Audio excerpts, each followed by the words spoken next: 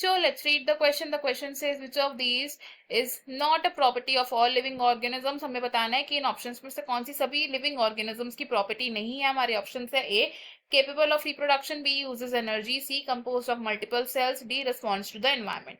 इस क्वेश्चन में हमारा की कॉन्सेप्ट होगा characteristics of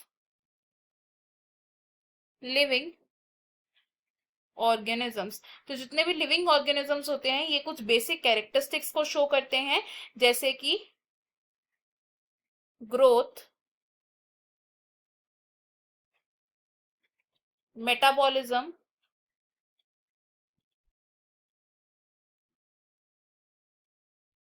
consciousness,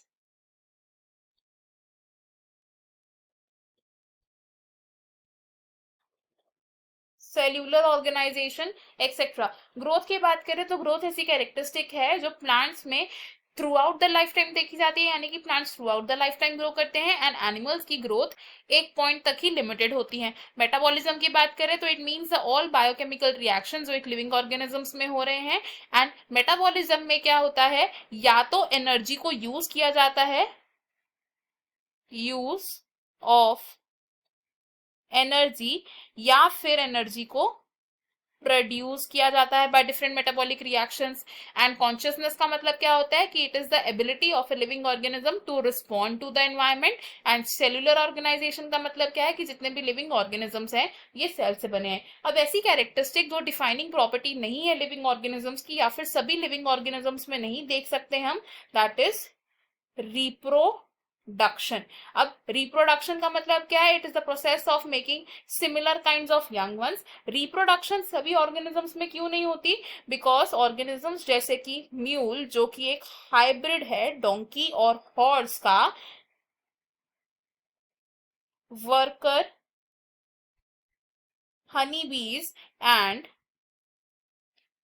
sterile human beings, ये ऐसे लिविंग ऑर्गेनिजम्स हैं दैट कैन नॉट रिप्रोड्यूस. तो अगर ये रिप्रोड्यूस नहीं कर सकते इसका मतलब ये नहीं है कि ये लिविंग नहीं है, इट इज जस्ट दैट कि ये रिप्रोडक्शन की एबिलिटी को पोजेस नहीं कर रहे हैं. तो रिप्रोडक्शन क्या है, it is not the characteristic of all living organisms. Second is multi सेल्यूलैरिटी.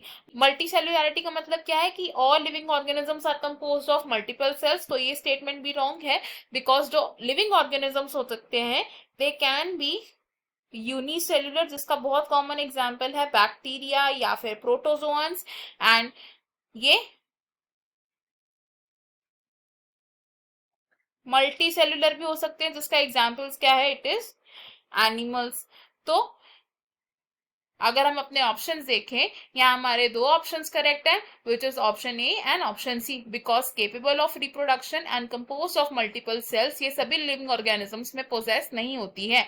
Option B and option C wrong है, बिकॉज ये कैरेक्टरिस्टिक्स लिविंग ऑर्गेनिजम्स में देखी जाती हैं. इस क्वेश्चन में हमारे दो करेक्ट आंसर है, which are option A and option C. I hope you have understood it well. Best of luck. Thank you.